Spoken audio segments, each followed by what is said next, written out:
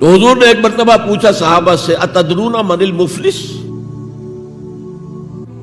تم جانتے ہو مفلس کون ہوتا؟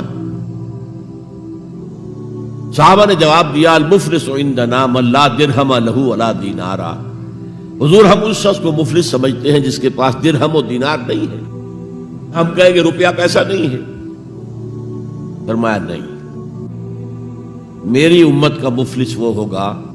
جو بہت سی نمازیں لے کر آئے گا، بہت سے روزے لے کر آئے گا، بہت سے حج لے کر آئے گا، بہت سے عمرے لے کر آئے گا،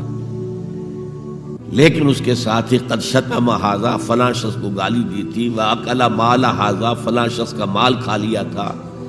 فلاں شخص پر تہمت لگائی تھی۔ اب وہ سارے دعوے دار آ جائیں گے اللہ اس نے میرے ساتھ یہ کیا، ٹھیک ہے بھائی اس کی نمازیں تم لے جاؤ، اور تو کچھ ہے نہیں، کوئی کرنسی تو ہے نہیں وہاں، نہ ڈالر ہے نہ یورو ہے، کچھ بھی نہیں، اعمال کی کرنسی ہے، نیکی تم لے جاؤ۔ کوئی اور دعوے دار آیا، روزہ وہ لے گیا، اس کے پاس کچھ نہیں رہا، دعوے دار اب بھی باقی ہیں، اب ان کے گناہ جو ہے اس کے حساب میں پڑنے شروع ہو جائیں گے، یہاں تک کہ دوسروں کے گناہوں کے بوجھ تلے دب کر وہ جہنم میں جھونک دیا جائے۔ یہ مفلس